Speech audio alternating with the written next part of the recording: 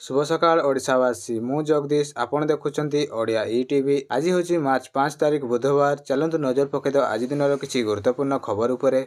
Champion trophy final रे पहुंचिला Bharat. Australia को 4 wicket रे हरैला। आईसीसी चैंपियन ट्रॉफी फाइनल रे प्रवेश करछि टीम इंडिया। गत मंगलवार दुबई इंटरनेशनल स्टेडियम ठारे खेला जायतिबा प्रथम सेमीफाइनल मैच रे ऑस्ट्रेलिया को 4 विकेट रे परास्त करछि भारत। एहा सहित 2023 विश्वकप फाइनल रे पराजय रे मध्ये प्रतिशत नेइछि भारत। भारतीय प्रारंभिक दुई मेला रोहित शर्मा 28 और शुभमन गिल 8 रन भल आरंभ करथिले, किंतु गिल खूब शीघ्र आउट हो जाइथिले। विराट कोहली दल को सुस्थितिर करी एक अत्यंत गुरुत्वपूर्ण 84 रन करथिले। श्रेयस अय्यर 45, केएल राहुल 42 एवं हार्दिक पांड्या 28 रन भल योगदान करी दल को विजयी कराइथिले। ऑस्ट्रेलिया टीम टॉस जीति प्रथम बैटिंग करी 264 रन टार्गेट रखिथिबा बेले ट्रेविस हेड 39, स्टीव स्मिथ 73 एवं एलेक्स करी 61 रन भल बैटिंग करथिले, किंतु निम्नक्रम बैट्समैन विशेष किसी करि नथिले। भारत पक्षर मोहम्मद शामी 3 विकेट, रविंद्र जाडेजा एवं वरुण चक्रवर्ती 2 विकेट नैथिले। चलंतु नजर पकया परवर्ती खबर पर। लांच नौथुवा बेले विजिलेंस हाथ धरा पड़े 2 अकाउंटेंट। अनुगोल सिविल सप्लाई ऑफिस रे कार्यालय 2 जन जूनियर अकाउंटेंट को 50,000 लांच नौथुवा बेले ओडिशा विजिलेंस अधिकारी मंगलवार दिन गिरफ्त करिछि। अभियुक्त जूनियर अकाउंटेंट को नाम राजनारायण साहू एवं जितेन नारायण बोली जना पड़ी। सर्टिफाइड राइस कंट्राक्ट संपर्क में 60 लाख रु अधिक बिल राशि प्रदान करने बदल में राइस मिल रो परिचालक व अभियोगकारी लांच नौथुवा बेले विजिलेंस अधिकारी हाथ में पड़ती अकाउंटेंट। चलंतु नजर पकया परवर्ती खबर पर। विजु पट्टनायक जन्मदिन पालन। नवीन को चिठी लिखि निमंत्रण कले मुख्यमंत्री। आज स्वर्गत विजु पट्टनायक जयंती उत्सव में विशिष्ट अतिथि भाव जोग देवाक चिठी लिखि नवीन पट्टनायक को निमंत्रण करा जायछि। आज संध्या 7 जयदेव भवन को आसीबा नहीं निमंत्रण रे उल्लेख रही बेले राज्य स्तरीय उत्सव में जोग देवा चिठी रे लिखि निमंत्रण करछन्ति मुख्यमंत्री मोहन चरण माझी। चलंतु नजर पकया परवर्ती खबर उपरे। सुभद्रा योजना हिताधिकारी आसिला बड़ खुशी खबर। एजाएं जदि सुभद्रा योजनार सामयिक टंका आसी नाही तेबे आपण पई आसिला बड़ खुशी खबर। राज्य सरकार घोषणा करिसेंति जे मार्च 6 तारिख प्रथम किस्तीर पंचम पर्याय टंका हिताधिकारी खाता को जीवो। तापर मात्र 2 दिन पर मार्च 8 तारिख दिन अंतर्जातिक महिला दिवस रे द्वितीय किस्ती दिया जिवो। एही 2 दिन हिताधिकारी मोट 10,000 टंका पाई परिबे। एटी गुरुत्वपूर्ण अंश होछि जे 1 कोटी रु अधिक हिताधिकारी एही अर्थ अनुमोदन मिलिछि। सीएम ट्वीट करी एहा द्वारा सूचना दैछन्ति जे प्रतिश्रुति पूर्ण होछि एवं महिला सुविधा पई पंचम पर्याय सुभद्रा योजना सहायता मिलिबाकु जाउछि। नुआ आवेदनकारी पई महत्वपूर्ण सुযোଗ जे माने एजाय सुभद्रा योजना अप्लाई करनाहांती सेमानक पई 31 तारिख होछि शेष तारिख। सेमाने जदि अप्लाई करन्ति राखी पूर्णिमार तृतीय किस्ती अर्थात 15,000 एका बेले पाई परिबे। एही योजना द्वारा ओडिशार 1 कोटी महिला रु अधिक उपकृत हेबे बोली सूचना आछि। सुभद्रा योजना एक ऐतिहासिक गठन करछि कारण एथिरे अवदान होछि जिल्लापाल सुभद्रा टीम और अंगनवाड़ी कर्मी। चलंतु नजर पकया परवर्ती खबर पर। महिला मानक पई खुशी खबर। मासिक पाइबे 2500 टंकार आर्थिक सहायता। दिल्ली सरकार महिला समृद्धि योजना आरंभ करी मासिक 2500 टंका देवाक घोषणा करिसेंति। एही योजना मार्च 8 महिला दिवस अवसर रे आरंभ हबो। योग्य महिला मानक बैंक अकाउंट को एही अर्थ जमा हबो बोली सूचना आछि। पंजीकरण प्रक्रिया सही समय रे आरंभ हबो। भारतीय जनता पार्टी निर्वाचन पूर्व एही प्रतिश्रुति देथिले एवं वर्तमान ताहा पूरण करिसेंति बोली सूचना आछि। चलंतु नजर पकया परवर्ती खबर उपरे। आज श्रीमंदिर 5 घंटा बंद रहिबो सर्वसाधारण दर्शन। वनकालीन नीति पई अपराह्न 5टा रु राति 10टा पर्यंत सर्वसाधारण दर्शन बंद रहिबो बोली सूचना आछि। तीन दारुमूर्ति मुखमंडल रे श्रृंगार को वनकालीन नीति कुहा जाय। एही वनकालीन नीति पई एक स्वतंत्र सेवायत गोष्ठी रहिछि। एहाकू दत्त महापात्र कुहा जाय। चलंतु नजर पकया परवर्ती खबर उपरे। राज्य रे प्रथम थर पई ताती छुइला 39 डिग्री। झारसुगुड़ा रे गतकाली सर्वोच्च दिनर तापमात्रा 39 डिग्री थिबा बेले बौद्ध रे 38.5, मालकानगिरी रे 38.4, अनुगुल रे 37.9, संबलपुर और पारलाखेमुर रे 37.8 एवं बालियानगिरी रे 37.5, हीराकुद रे 37.1, टिटलागढ़ रे तापमात्रा 37 डिग्री एवं भुवनेश्वर रे 36.4 डिग्री रहिथिबा बेले कटक रे तापमात्रा रहितला 34.6 डिग्री।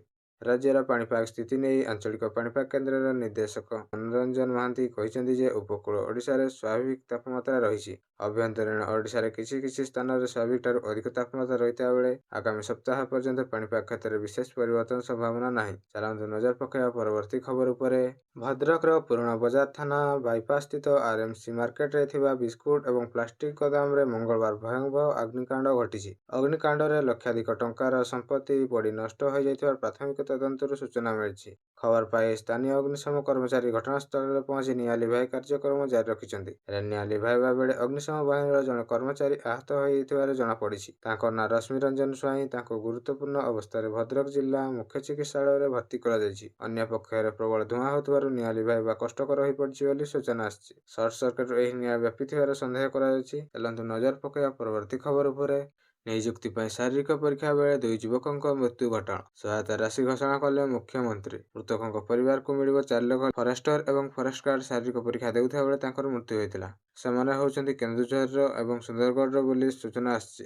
ଚାଲନ୍ତୁ ନଜର ପକାଇବା ପରବର୍ତ୍ତୀ ଖବର ଉପରେ। ଦେଶର ଉଚ୍ଚ ଶିକ୍ଷା ବ୍ୟବସ୍ଥା ଉପରେ ରାଷ୍ଟ୍ରପତିଙ୍କ ମନ୍ତବ୍ୟ।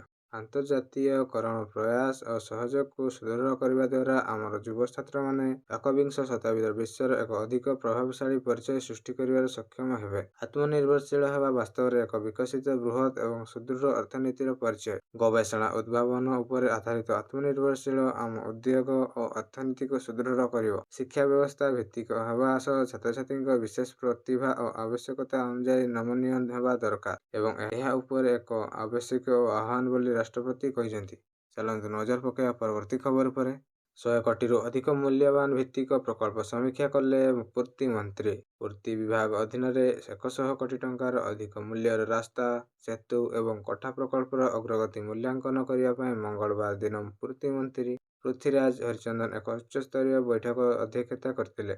ଲୋକସେବା ଭବନର କନଭେନସନ ହଲରେ ଅନୁଷ୍ଠିତ ଏହି ବୈଠକରେ ରାଜ୍ୟର ଭିତ୍ତିଭୂମି ବୃଦ୍ଧି ପାଇଁ ସରକାରଙ୍କ ପ୍ରତିବଦ୍ଧତାକୁ ଗୁରୁତ୍ୱାରୋପ କରିଥିଲେ। ସେ କଡ଼ା ତଦାରଖ ଉପରେ ଗୁରୁତ୍ୱାରୋପ କରି ବିଭାଗୀୟ ଅଧିକାରୀ, ମୁଖ୍ୟ ଯନ୍ତ୍ରୀ, ଅଧୀକ୍ଷକ ଯନ୍ତ୍ରୀ ଏବଂ କାର୍ଯ୍ୟନିର୍ବାହୀ ଅଧିକାରୀଙ୍କୁ ମାସିକ ପ୍ରଗତି ସମୀକ୍ଷା କରିବାକୁ ନିର୍ଦ୍ଦେଶ ଦେଇଛନ୍ତି। କାର୍ଯ୍ୟକୁ ତ୍ୱରାନ୍ୱିତ କରିବା ପାଇଁ ଅଧିକାରୀମାନେ ଠିକାଦାରଙ୍କ ଦ୍ୱାରା ସମ୍ମୁଖୀନ ହେଉଥିବା ଚ୍ୟାଲେଞ୍ଜଗୁଡ଼ିକ ସକ୍ରିୟ ଭାବରେ ସମାଧାନ କରିବେ। ଯେତେବେଳେ ଏଜେନ୍ସି ଏବଂ ଠିକାଦାରଙ୍କୁ ସମୟସୀମା ପୂରଣ କରିବା ପାଇଁ ସେମାନଙ୍କ ମନୋଶକ୍ତି ଏବଂ ବୈଷୟିକ ସମ୍ବଳକୁ ଦକ୍ଷତା ସହିତ ଚେତାବନୀ ଦେଇ କହିଛନ୍ତି ଯେ ବିଳମ୍ବ କିମ୍ବା ନିମ୍ନମାନର କାମ ସମ୍ପର୍କରେ ଯେକୌଣସି ଅଭିଯୋଗ ଆସିଲେ କଠୋର ସରକାରୀ କାର୍ଯ୍ୟାନୁଷ୍ଠାନ ଗ୍ରହଣ କରାଯିବ। ସେ ଘୋଷଣା କରି କହିଛନ୍ତି ଯେ ଭବିଷ୍ୟତରେ ଚୁକ୍ତିନାମା ପ୍ରଦାନ ପାଇଁ ପୂର୍ବ କାର୍ଯ୍ୟଦକ୍ଷତା ଏକ ପ୍ରମୁଖ ମାନଦଣ୍ଡ। ଚାଲନ୍ତୁ ନଜର ପକାଇବା ପରବର୍ତ୍ତୀ ଖବର ଉପରେ। ମୁଖ୍ୟମନ୍ତ୍ରୀଙ୍କ ଜନ ଅଭିଯୋଗ ଶୁଣାଣିର ନବମ ପାଳି। ତତ୍କାଳୀନ ସହାୟତା ପ୍ରଦାନ। ମୁଖ୍ୟମନ୍ତ୍ରୀ ମୋହନ ଚରଣ ମାଝୀଙ୍କ ନିର୍ଦ୍ଦେଶରେ ଗତକାଲି ନବମ ପାଳିତ ଜନ ଅଭିଯୋଗ ଶୁଣାଣି ଅନୁଷ୍ଠିତ ହୋଇଥିଲା। ଏଥିରେ ସିଙ୍ଗଲ ୱାଇଣ୍ଡ ପ୍ରଣାଳୀ ଅନୁଯାୟୀ ଅସାଧ୍ୟ ଓ ଗୁରୁତ୍ୱପୂର୍ଣ୍ଣ ରୋଗୀଙ୍କୁ ତୁରନ୍ତ ସହାୟତା ପ୍ରଦାନ କରାଯାଉଥିଲା। ଏଥିରେ 5 ଜଣ ପୀଡ଼ିତାଙ୍କୁ ମୁଖ୍ୟମନ୍ତ୍ରୀ ରିଲିଫ ଫଣ୍ଡରୁ ଅର୍ଥ ସହଯୋଗ କରାଯାଇଥିବା ବେଳେ ଯେଉଁଥିରେ ପକ୍ଷାଘାତ, କର୍କଟ ଏବଂ ଅନ୍ୟାନ୍ୟ ରୋଗର ବ୍ୟକ୍ତି ଅନ୍ତର୍ଗତ ଥିଲେ। ଏଥିରେ ଅଧିକତମ 3 ଲକ୍ଷ ଟଙ୍କା ପର୍ଯ୍ୟନ୍ତ ସହାୟତା ମଞ୍ଜୁର ହୋଇଥିବା ବେଳେ ଏଥିରେ ଡାକ୍ତରୀ ଦଳ ମଧ୍ୟ ନିୟୋଜିତ ରହିଥିଲା। ଅଭିଯୋଗ ଶୁଣାଣି ପରେ କେବଳ ଚିକିତ୍ସା ସହାୟତା ନୁହେଁ, ବିଭିନ୍ନ ସାମାଜିକ ଏବଂ ଅଭିଯୋଗ ମଧ୍ୟ ଉଠାଇଥିଲା। ଏଥିରେ ମନ୍ତ୍ରିମଣ୍ଡଳର 7 ଜଣ ସଦସ୍ୟ ଉପସ୍ଥିତ ଥିବାର ସୂଚନା ଆସିଛି। ଚାଲନ୍ତୁ ନଜର ପକାଇବା ପରବର୍ତ୍ତୀ ଖବର ଉପରେ। ବଦଳିବ କ୍ୟାପିଟାଲ ହସ୍ପିଟାଲର ରଙ୍ଗ। ସରକାର ନେଲେ ବଡ଼ ନିଷ୍ପତ୍ତି। ରାଜ୍ୟରେ ସରକାର ବଦଳିବା ପରେ ବିଭିନ୍ନ ସରକାରୀ କାର୍ଯ୍ୟାଳୟରେ ରଙ୍ଗ ମଧ୍ୟ ପରିବର୍ତ୍ତନ କରିଛନ୍ତି ମୋହନ ସରକାର। ଏବେ ରାଜ୍ୟରେ ବିଭିନ୍ନ ମେଡିକାଲର ରଙ୍ଗ ବଦଳିବ ବୋଲି ସୂଚନା ଆସିଛି। ବିଶେଷ କରି କ୍ୟାପିଟାଲ ହସ୍ପିଟାଲ ଏବଂ କଟକ ବଡ଼ ମେଡିକାଲର ରଙ୍ଗ ବଦଳିବ ବୋଲି ସୂଚନା ଆସିଛି। ଏଥିରେ ବିଜେପି ସରକାର ଏହି ରଙ୍ଗ ବଦଳାଇବା କାର୍ଯ୍ୟକ୍ରମକୁ ବିଜେଡି ପକ୍ଷରୁ କଡ଼ା ସମାଲୋଚନା କରାଯାଉଥିବା ବେଳେ ବିଜେଡି ପକ୍ଷରୁ କୁହାଯାଇଛି ଯେ ରଙ୍ଗ ବଦଳାଇଲେ ସରକାରଙ୍କ ଚରିତ୍ର ବଦଳିଯାଏନି। ସୁଶାସନ ଦେଲେ ଲୋକେ ଭଲ ପାଇବେ ଏବଂ ରଙ୍ଗ ବଦଳାଇଲେ ନୁହେଁ। ଏଭଳି କରି ସରକାର ଅଯଥା ଖର୍ଚ୍ଚ ବଢ଼ାଉଛନ୍ତି। ଚାଲନ୍ତୁ ନଜର ପକାଇବା ପରବର୍ତ୍ତୀ ଖବର ଉପରେ। ଗ୍ରାହକଙ୍କୁ ଝଟକା। ବଢ଼ିଲା ବିଜୁଳି ଦର। ଓଡ଼ିଶାର ଉପଭୋକ୍ତାଙ୍କ ପାଇଁ ଖରାପ ଖବର। ଆସନ୍ତା ଆର୍ଥିକ ବର୍ଷରୁ ବିଜୁଳି ଦର ବୃଦ୍ଧି ହେବାର ସମ୍ଭାବନା ରହିଛି।